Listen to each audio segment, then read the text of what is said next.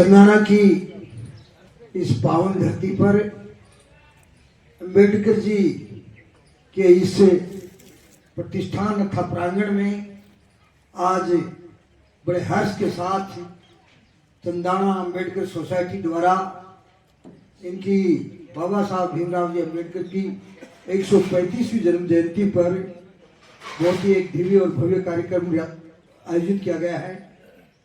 मैं भी अपने आप को गौरवशाली महसूस कर रहा हूँ कि ऐसे विद्वत महान आत्मा के जन्म जयंती के समारोह में मुझे शरीक होने का अम्बेडकर सोसाइटी चंदाना ने अवसर प्रदान किया। कार्यक्रम की अध्यक्षता कर रहे परम सम्माननीय doctor Mukesh ji डिगरवाल, additional director चिकित्सा एवं स्वास्थ्य विभाग जयपुर, हमारे मंडल के युवा और यशस्वी मंडल अध्यक्ष परम सम्माननीय राजकुमार जी जागीर साहब, सम्माननीय सुल्ताना मंडल के अध्यक्ष हैं। हमारी बहुत ही परम सम्माननीय पंचायती सदस्य सुमन देवी जी, एएसआई सुल्ताना थाना से हवा सिंह जी और मंचस्थ अतिथि के रूप में शिरकत कर रहे परम सम्माननीय महिपाल जी नेहरा सहित समस्त मंच और मंच के समक्ष विराजे हुए देवतुल्य श्रोताओं, मेरे प्रिय साथियों, मातृशक्ति, आप सभी का इस हमारे डॉक्टर भीमराव अम्बेडकर जी की इसी 135वीं जन्म जयंती पर आप लोगों ने इस श्रद्धांजलि सभा में पधार कर और जन्म जयंती के मनाने के इस अवसर पर आप लोगों ने शिरकत की। इस सभी को मैं आपको हृदय की गहराई से आपका अभिनंदन, अभिवादन और वंदन करता हूँ। सर्वप्रथम मैं विराट व्यक्तित्व के धनी एक महान आत्मा हमारे भारत रत्न से सम्मानित डॉक्टर भीमराव जी अम्बेडकर को उनके 135वीं जयंती पर सत सत नमन करता हूं और कोटि कोटि प्रणाम करता हूं। साथियों, आज हम यहाँ भारत रत्न संविधान निर्माता, समाज सुधारक, महान चिंतक और शास्त्री, विधिवेता और मानव अधिकारों के सशक्त प्रहरी डॉक्टर भीमराव जी अम्बेडकर की जन्म जयंती के पावन अवसर पर एकत्रित हुए हैं। आज ये 14 अप्रैल का दिन कोई एक तारीख नहीं, बल्कि ये समानता, न्याय, स्वतंत्रता और बंधुत्व का उत्सव है। ये दिन हमें याद दिलाता है कि एक व्यक्ति भी व्यवस्था को बदल सकता है यदि उसके पास ज्ञान, साहस और संकल्प हो। ऐसे थे हमारे बाबा साहब भीमराव अम्बेडकर, जिनमें ज्ञान भी था, साहस भी था और संकल्प भी था। डॉक्टर भीमराव अम्बेडकर जी का जन्म 14 अप्रैल 1891 में मध्य प्रदेश के महू में हुआ था। वे एक ऐसे समाज में पैदा हुए थे जहाँ छुआछूत केवल सामाजिक बुराई नहीं बल्कि रोजमर्रा की यात्रा थी। वो ध्यान देने की बात है।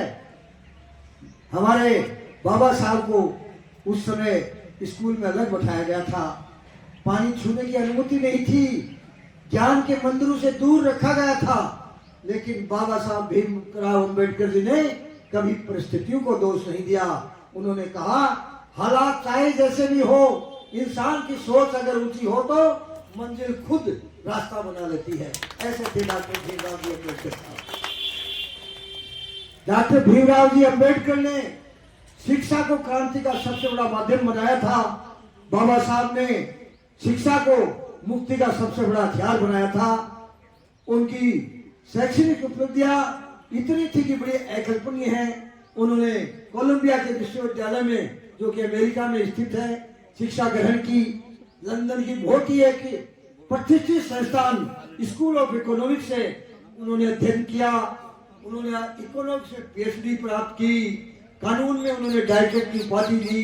ये दुनिया के उन गिने चुने लोगों में थे जिन्होंने 3 विषयों में डॉक्टरेट अर्थात मानद उपाधि प्राप्त की।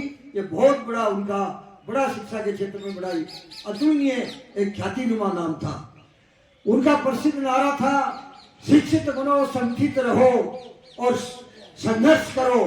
ये केवल नारा नहीं बल्कि सामाजिक परिवर्तन की पूरी रणनीति है। साथियों, सामाजिक अन्याय के विरुद्ध बाबा साहब ने संघर्ष किया। डॉक्टर अम्बेडकर जी ने केवल किताबों के विद्वान नहीं थे बल्कि वो जमीन से जुड़े हुए क्रांतिकारी थे। क्योंकि जो 1927 का महान महान सत्याग्रह था वो अंबेडकर जी के नेतृत्व में किया गया था, जिसमें सार्वजनिक जल स्रोत पर समान अधिकार की बात कही थी। यानी कि ये अपने कुएं, तालाब, जो भी पानी के जल स्रोत थे उन पे हर व्यक्ति का अधिकार नहीं होता। इस महान सत्याग्रह से उन्होंने सभी को जल स्रोतों पर समान अधिकार दिलाने का काम किया। ये जो काम था वो भारत के इतिहास में सामाजिक समानता की ऐतिहासिक लड़ाई थी। इसके अलावा उनका कालाराम मंदिर आंदोलन है, बहुत प्रसिद्ध है। यहाँ बहुत बड़े बड़े शिक्षाविद बैठे हैं, सबको जानकारी है। मैं संक्षिप्त में बताना चाहता हूँ, उस समय बहुत सारे लोगों को मंदिर में जाने का, प्रवेश का अधिकार नहीं था। तो बाबा साहब ने कहा था ईश्वर पर किसी एक वर्ग का अधिकार नहीं है। इस बात का संदेश दिया था कि ईश्वर सबके लिए समान रूप से है। उन्होंने साफ कहा था, मैं ऐसे धर्म को नहीं मानता जो इंसान को इंसान से छोटा बनाता है। आप सभी सिर्फ परिचित है कि संविधान निर्माता के रूप में उनकी क्या भूमिका थी। डॉक्टर भीमराव जी अम्बेडकर साहब, भारत के संविधान के जो निर्माण हुआ था उसमें केंद्रीय स्तंभ के रूप में उनकी भूमिका थी। वो मसौदा समिति थी जो निर्मात्री सभा थी संविधान की, वो उसके अध्यक्ष हुआ करते थे। और उन्होंने उस संविधान में हमारे लिए मौलिक अधिकार, समानता का अधिकार, धर्म की स्वतंत्रता, शोषण के विरुद्ध अधिकार और आरक्षण की व्यवस्था अर्थात सामाजिक न्याय के लिए जो प्रबंध हुआ वो बाबा साहब भीमराव अम्बेडकर जी की देन है। आज भारत में कहा जाता है कि भारत की सबसे बड़ी लोकतंत्र है और लोकतंत्र की आत्मा संविधान है और संविधान की आत्मा बाबा साहब भीमराव अम्बेडकर थे। अगर ऐसा कहूं तो कोई अतिशयोक्ति नहीं होगी। उन्होंने कहा था राजनीतिक लोकतंत्र तब तक अधूरा है जब तक सामाजिक और आर्थिक लोकतंत्र नहीं हो। आरक्षण के बारे में तरह तरह के भ्रम और सच्चाई के बारे में उन्होंने पूरी व्याख्या की है। अक्सर आरक्षण को लेकर लोगों ने गलतफहमियां फैलाई, लेकिन बाबा साहब ने स्पष्ट कहा है आरक्षण ये स्थायी व्यवस्था नहीं है, ये समान अवसर देने का माध्यम है, ये योग्यता के खिलाफ नहीं है। ये ध्यान देने की बात है। ये बहुत मार्मिक उनका वक्तव्य था, बल्कि असमानता के खिलाफ उन्होंने आरक्षण को बैसाखी नहीं बल्कि सीढ़ी बताया था। आज हर किसी को जानकारी नहीं है, महिलाओं को हक देने के लिए बाबा साहब अम्बेडकर जी का बहुत बड़ा हमारे योगदान है। बहुत कम लोग जानते हैं कि बाबा साहब महिला सशक्तिकरण के भी बड़े समर्थक थे। उन्होंने हिंदू कोड बिल लाए, महिलाओं को संपत्ति का अधिकार दिलाया, तलाक का अधिकार दिलाया, समानता का अधिकार दिलाया। और उन्होंने कहा था किसी भी समाज की प्रगति उस समाज की महिलाओं की स्थिति से आके जा सकती है। अर्थात कौन सा समाज मजबूत है, महिला अगर सशक्त है तो ही वो समाज मजबूत है, अन्यथा कल्पना करना मुश्किल है। 1956 में उनके जीवन में एक बहुत बड़ी घटना अर्थात उनके जीवन में बड़ा आमूल परिवर्तन आया। उन्होंने 1956 में बौद्ध धर्म को अपनाया। बौद्ध धर्म अपनाया तो कई लोगों ने उनकी आलोचना की, लेकिन मैं बता देना चाहता हूँ ये कोई पलायन नहीं था बल्कि सम्मान की ओर लौटना था। बौद्ध धर्म में उन्होंने 4 चीजें उनको लगी, करुणा, समानता, तर्क और मानवता। उनके साथ लाखों लोगों ने बौद्ध धर्म की दीक्षा ली, जो भारतीय इतिहास की सामाजिक चेतना की एक बहुत बड़ी घटना थी।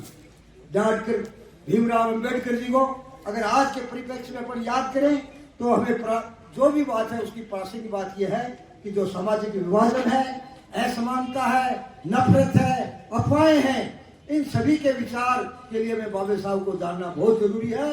उन्होंने हमें सिखाया था तर्क से सोचो, संविधान से चलो, इंसान को इंसान समझो। ये उनका संदेश था युवाओं के लिए। आज के युवाओं से बाबा साहब कहते हैं डिग्री नहीं दृष्टि बनाओ, नौकरी नहीं न्याय की सोच रखो, सोशल मीडिया नहीं सामाजिक जिम्मेदारी निभाओ। ये विशेष करके युवाओं को उनके लिए संदेश था। अंतिम में मैं यही कहना चाहूंगा कि डॉक्टर अम्बेडकर जी कोई मूर्ति नहीं बल्कि एक विचार है। अगर हम संविधान का सम्मान करें, समानता अपनाएं और शिक्षा को अगर हथियार बनाएं तो बाबा साहब को सच्ची श्रद्धांजलि होगी। अभी यहाँ के प्रतिभाशाली छात्रों का अम्बेडकर सोसाइटी के द्वारा सम्मान किया गया। मैं इस सोसाइटी का इस कार्य के लिए और इस नवाचार के लिए भूरी भूरी प्रशंसा करता हूँ। और डॉक्टर भीमराव अम्बेडकर जी ने भारत के अंदर शिक्षा का जो अलग जगाया, एक तरह से अगर ये कहें कि वो शिक्षा के अग्रदूत थे तो कोई अतिशयोक्ति नहीं। आज इस संस्थान के द्वारा प्रतिभाशाली छात्रों को यहाँ प्रोत्साहित किया गया है, उनका सम्मान किया गया है। मैं उन सभी जो प्रतिभाशाली बच्चे थे उनको बहुत उनके उज्जवल की भविष्य की कामना करता हूं और अन्य छात्रों को भी उनसे प्रेरणा लेके जीवन में आगे बढ़े। उन्हें किसी भी तरह से हतोत्साहित होने की जरूरत नहीं है। हमारे अंबेडकर साहब ने भी हमेशा कहा कि संघर्ष करो, संगठित रहो और शिक्षा प्राप्त करो। तो उस नारे को अपने मूल्यों के अंदर जोड़ो, आत्मसात करो और अंबेडकर जी की प्रेरणा से आगे बढ़ो। सभी लोग यहाँ पधारे, उनका मैं हृदय की गौरव से पुनः स्वागत और अभिनंदन अभिवादन करता हूँ। एक मंच के माध्यम से अंबेडकर जी की एक लाइब्रेरी की स्थापना की है। मैं इस नवाचार को और लाइब्रेरी को भी बहुत एक अच्छा सगुन मानता हूँ और युवा पीढ़ी जिनके कंधों पर भावी भारत का जिम्मा है, उसके सर्वांगीण विकास के लिए लाइब्रेरी का बड़ा महत्व है। आज राजस्थान की सरकार भी सभी पंचायत हेडक्वार्टर पर अटल ज्ञान केंद्र की स्थापना करने जा रही है, जिसमें हर केंद्र पे ई लाइब्रेरी का प्रावधान किया गया है। हमारी अंबेडकर जी की सोसाइटी ने एक अच्छी लाइब्रेरी की यहाँ सोच रखी है, मेरे से भी सहयोग की आकांक्षा की है। मैं आप लोगों को मंच के माध्यम से आश्वस्त करता हूँ कि आप मेरे द्वारा जो सहयोग की अपेक्षा है उससे भी कहीं आपको अधिक सहयोग मिलेगा। आपकी सोसाइटी के 5 लोग मेरे को इस लाइब्रेरी की रूपरेखा बताएं, आपकी इंफ्रास्ट्रक्चर में क्या है, बुक्स का क्या है। आपने आज अम्बेडकर जी की जन्म जयंती को मना रहे हैं। अम्बेडकर जी की लाइब्रेरी का भी किस्सा बहुत बड़ा है। उनकी लाइब्रेरी का बहुत बड़ा कोर्स था जिसमें 50,000 किताबें हुआ करती थी। तो हमें आज अम्बेडकर जी के जीवन से भी लाइब्रेरी के बारे में प्रेरणा लेनी चाहिए। उनका भी एक तरह का विजन था और आने वाले समय में लाइब्रेरी बच्चों के भविष्य के लिए या उनके सर्वांगीण विकास के लिए बहुत अहम आवश्यकता है। तो इस सोसाइटी ने जो लाइब्रेरी की स्थापना की है उसके लिए भी मैं उनको धन्यवाद ज्ञापित करता हूँ। और जहाँ तक मेरे सहयोग की बात है, आपके 2-5 जो भी जनप्रतिनिधि या कार्यकारिणी के सदस्य या जो भी इस लाइब्रेरी की जो सोच रखते हैं वो मेरे से संपर्क करें। अपन मिल बैठ के जो भी आवश्यकता चीज़ है उसको पूरा करेंगे। इस बात के लिए मैं आश्वस्त करता हूँ। आप लोगों ने मुझे बुलाया और इस महान शख्सियत की जन्म जयंती के अवसर पर मुझे श्रद्धा सुमन अर्पित करने का मौका दिया, इसके लिए मैं आप सभी का, आपके समाज का ऋणी हूँ। जय हिंद, जय भारत, जय भीम, जय राजस्थान।